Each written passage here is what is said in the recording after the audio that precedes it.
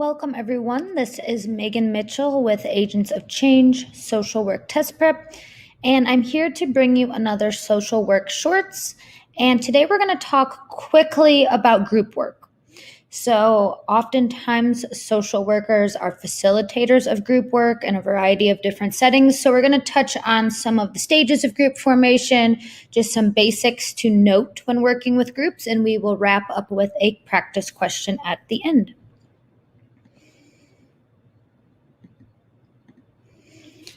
So groups are obviously different than when working individually with clients because you're bringing together more than one person. Groups can be challenging because we are bringing together more than one person, so there might be a variety of different opinions. Some people might not feel comfortable sharing in the group setting. So what's important to know first is that there's 5 stages of group development, and this was adapted by Tuckman. I really like to use this visual so you can kind of see the different stages, and then also as group members work through these stages, how they are moving from independence to interdependence or dependence, and then returning back to independence. Because when you're working in a group, you're usually not working in isolation. So pre-group is before the group even forms, right? Members are not working at all dependently because they are not even in the group yet. So pre-group is 100% independence because there's no group to be formed. The first official stage is forming. And in this stage, the group is coming together. So the group is starting to come together. They're starting to understand what the purpose is. Group members are meeting one another. They are in those beginning stages of working together. There's still probably a lot of independence at this point, as you can see, and that's because the group has not had cohesion yet. So when you're forming, a lot of people are feeling one another out, coming up with like group expectations, purpose of the group. In the forming stage, people are oftentimes very non-confrontational because it's your first, couple experiences meeting one another. So people might not feel comfortable yet sharing their opinions or outwardly expressing their thoughts. The next stage is storming. And in storming, this is when there is kind of, as it sounds like, some conflict. Conflict is a normal, healthy part of groups. So conflict is nothing to shy away from. In the storming phase, group members might have some disagreements. And why that is, it's because they're becoming more dependent. They're becoming more comfortable with one another. So people might feel that they are now able to express their opinion. And there might be some conflict. Also know that in storming, some people might really take a very forward approach and take that leadership role, and some people might not feel comfortable calling these behaviors out yet. So sometimes in storming, one person kind of takes on the leadership role. This might be seen as a positive or a negative thing, or people just have different ideas of how they want the group to move forward. So there might be difference of opinion. There might be some really strong opinions, or some people that don't feel comfortable sharing their opinion just yet. So storming is a total normal part of group work. Like I said, nothing to shy away from. When you bring people together, not everyone's going to agree all the time. So we have forming, storming. After the storming phase, we have norming. And norming is where you're going to see the most dependence and interdependence. And norming is, the group has come together, people are feeling more comfortable, those conflicts or those styles of disagreement have kind of been fleshed out. And norming means we know what the group norms are and we know how we're going to proceed. So maybe those things that were bothering group members are out on the table, group expectations are set, ground rules are set. So in norming, the group is really coming together. It's a cohesive unit. The next step is performing, and that's exactly what it sounds like. Whatever the purpose of the group is to be, the group is kind of hitting their stride. So if it was a task group and you're working, say it's a group project, and you need to produce a presentation at the end of your time together, performing is when you're putting together and you're presenting this presentation, right? Whatever it is you were set to do, you're doing at this stage. So it's kind of like doing the work that you were set out to do in the performing stage. And then similar to with individual clients, there's the last stage, adjourning. This is similar to termination. The group ends, right? Not all groups are forever. So in the adjourning stage, the group wraps up. The group is no longer a group anymore, and the group members adjourn or terminate. And as you can see here, this is when there's a return to independence because the group is no longer in formation. So important to know that groups go through these different stages. So what I suggest is that you take an example of a time you've worked in a group and kind of walk through these different stages, and you will probably find that your group went along this continuum as well. So we have forming, storming, norming, performing, and adjourning. So group work can be really beneficial. There's tons and tons and tons of benefits of why someone would work in a group. And some clients do very well in groups. Some clients do not do as well in groups. It really depends. So that is sometimes a clinical decision that we need to make if a client would be a good fit for group work. So what are some of the benefits of group work? It can provide support. Obviously, if someone is in a group where other people are going through the same thing, that can be really positive. Other group members can give advice on tough issues. And there's definitely that sense of community and belonging. So that's really, really positive too. I'm part of this group. My group depends on me and I'm accountable to the group. It can help with listening skills because you might hear some things that other people are doing. You might adopt some healthy coping mechanisms or some strategies and skills.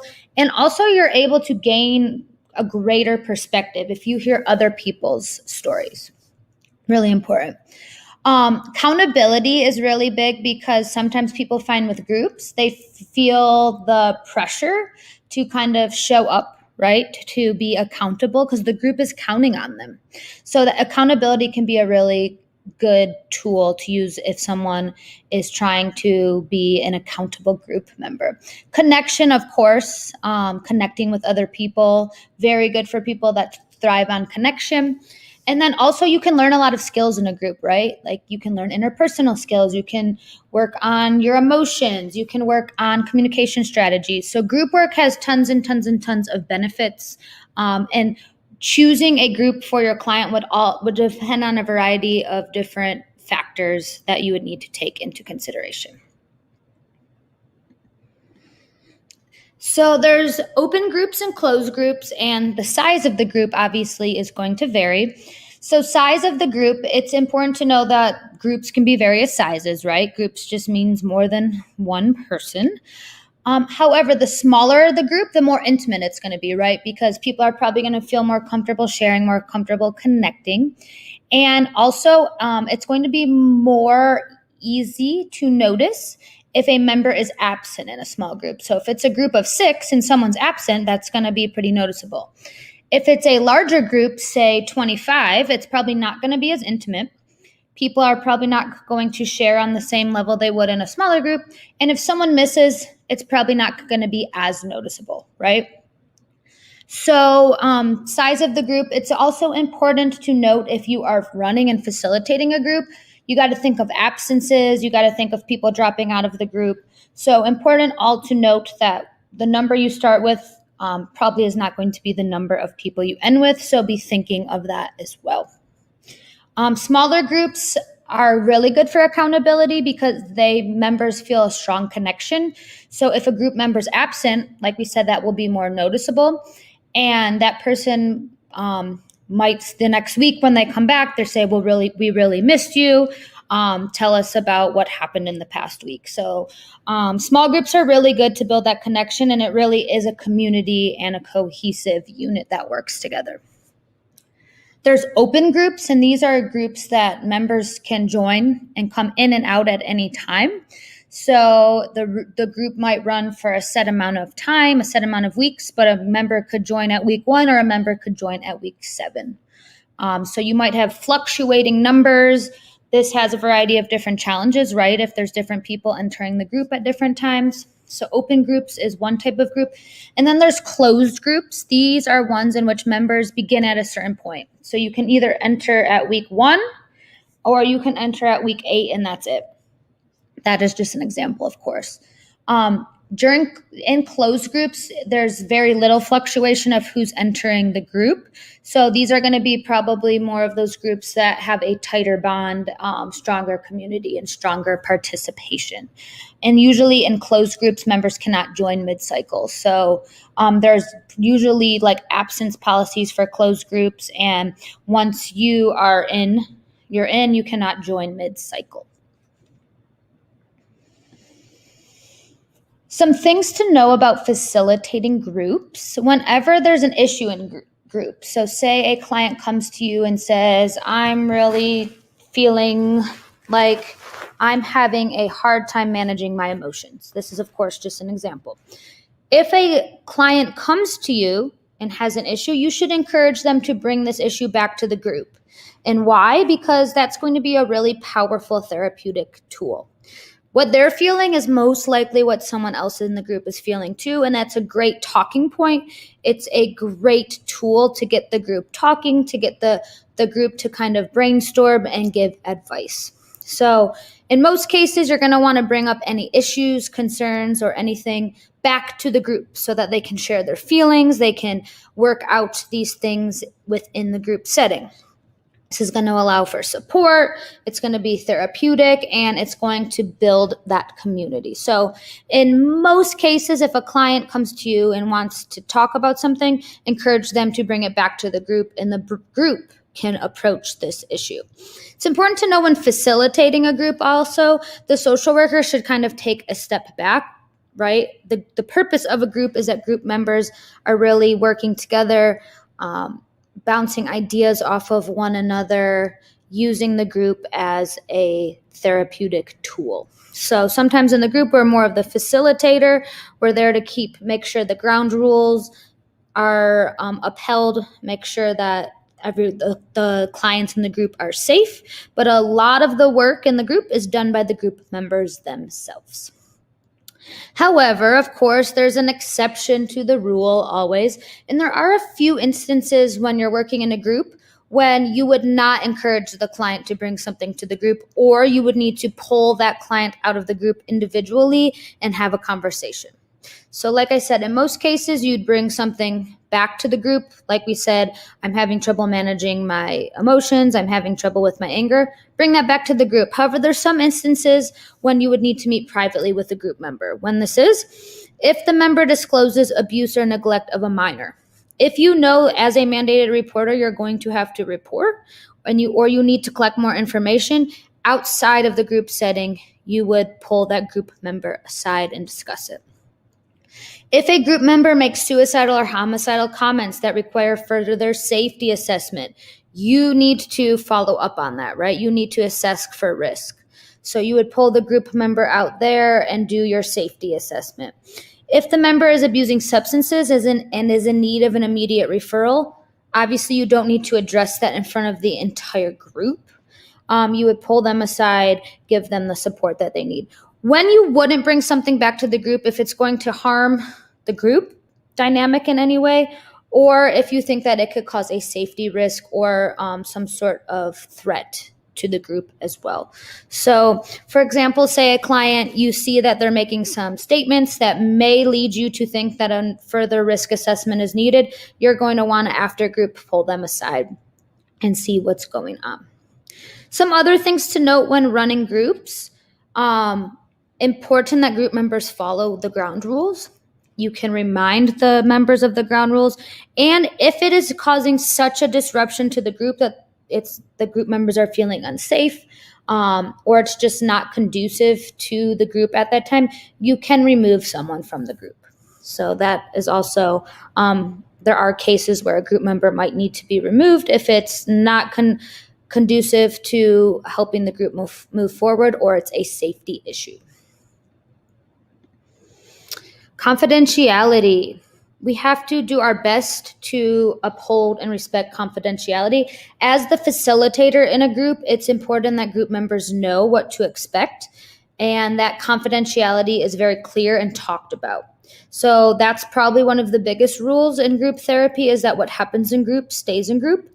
So it's important that group members are not sharing personal information about other group members outside of the group setting. You obviously talk about this. And then also, if confidentiality is breached, if a member does go outside of the group and share confidential information, it's important that that is not only brought up in group, but it's processed in the group and discussed and how you're going to move forward. It's very important that the group knows if confidentiality is broken and how to move forward with that. It's going to be on a case-by-case basis, depending on, what that meant when confidentiality was broken. But as a facilitator, important to stress the importance of confidentiality and to make sure that group members understand what that means. Obviously, very difficult because you're bringing together more people than you just would in a one-to-one setting. There's two phenomenons that happen in groups. There's groupthink and group polarization. We'll talk about both. The first is groupthink. And what is groupthink? Groupthink is when a group comes together, so the group's working, and they make faulty or not very good decisions because there's group pressures that might be to conform to the group or to maintain harmony in the group or to avoid conflict. So I'm going to make a decision. The group's going to make a decision because everyone else is doing this, and I don't want to rock the boat. So I'm not going to make my opinion known. Groups that have this groupthink phenomenon often ignore alternative opinions and don't take into account the consequences of these decisions. So oftentimes they're making a decision and not seeing it in the larger scheme of what might happen if they make this decision. When does groupthink happen? It often happens in groups where there's little diversity, so many people already have the same opinion. Groups that have a lot of the same makeup, either in race or age, gender, socioeconomic status, or groups where there's very little discussion of opposing opinions. So groupthink is kind of when we come to this group decision and I want to maintain conformity. We want cohesion in this group, although we're not seeing what the consequence of these decisions might have. An example of groupthink is the Challenger space shuttle incident. So what happened with this was there were engineers working on the space shuttle, and some engineers were aware that some of the parts on the space shuttle were faulty and that they should not be put out. However, they didn't want to rock the boat. They didn't want negative press. They wanted to go forward with this launch. There was probably a lot of other internal pressures from within. So they did not speak up about these faulty parts, and they went forward with the space launch regardless. So that's an example of groupthink, kind of going forward with an opinion, going forward with a plan, although you might know that there's, you're not taking into account the larger consequences that these decisions would have. And then there's group polarization. Group polarization is basically when there is dominant points of view in the group, and group members that didn't have this strong of opinion start to slowly sway into that more extreme position. So oftentimes with group polarization, group members that would have had maybe one opinion on their own start to become more extreme in their own views over time because they're going towards that dominant point of view. So it's kind of this shifting from maybe middle of the road opinions to more extreme on either end. An example of group polarization is a mob mentality. So what a mob mentality is when people follow the actions and behaviors of their peers. So if you're in a large group of people and then some maybe violent or aggressive acts happen and more people are joining in, and this behavior is much more violent and aggressive than they ever would have acted individually or in isolation. So you see this happen, frequently, kind of the energy of the crowd. More and more people are starting to join in. However, in isolation, they would not have made that choice. So group polarization is moving more towards some of these extreme behaviors, extreme thinking, extreme actions. So let's end with a practice question. I will go ahead and read the answer choices, and then we will go through process of elimination. When working as a facilitator in a group setting, which of the following is true of confidentiality? A, confidentiality is guaranteed as it is required of all group members. B, confidentiality will be upheld as much as possible, but given the nature of groups, it cannot be guaranteed. C, group members must be excused from the group if confidentiality is breached. D, confidentiality depends on the type of group and purpose of the group. Go ahead and read that. Remember, you always want to try to use process of elimination, and here we're looking for the true answer or the correct answer. So we know we can do process of elimination based on answers that are not true. So what I would do is I'd start eliminating. What do we know is not true? What can we rule out? A, confidentiality is guaranteed as it is required of all group members. In a perfect world, that would be the case. However, we as the facilitator can never guarantee the actions of others. It's encouraged, but it cannot be guaranteed. So A would be ruled out. We have 3 more answer choices. Answer C, group members must be excused from the group if confidentiality is breached. That may be true, but it's not true in all cases, right? In some cases, if confidentiality is breached, the group member may stay in the group. So we can't make that blanket statement that that's always the case. So A is eliminated and C is eliminated. We're now down to answer choices B or D. What else can we eliminate? Which one is not true? D, confidentiality depends on the type of group and the purpose of the group. Confidentiality in a therapeutic setting should always be protected. It doesn't matter the type of group or the purpose. In a therapeutic setting, just like in an individual setting, group members are protected, right? That is gone over when they sign consent, and we are going over this with the client. So D is out, which leads us to process of elimination. The correct answer is B. Confidentiality will be upheld as much as possible, but given the nature of groups, it cannot be guaranteed. So, of course, as the facilitator, we're going to encourage it as much as possible. However, we cannot guarantee it based on our inability to control if other members are upholding confidentiality or not. So B is the correct answer. This does not go over everything you need to know with group work, but hopefully it touched on some major points and some things to consider as you're seeing questions on the exam that pertain to groups. If you are interested in more of my content, I encourage you to check out my website, topsocialworktestprep.com. My new platform has tons and tons of mini lessons. It's great for audiovisual learners. It includes 2 free study groups a month. So I encourage you to check that out. You can do a free preview as well. If you have any questions, my email is there. I want to thank you for tuning in today. I hope you picked up some important points when working with groups. And wherever you are in your studying journey, remember that you got this, and trust in yourself and trust in your ability to be the best social worker you can be. Thank you for tuning in.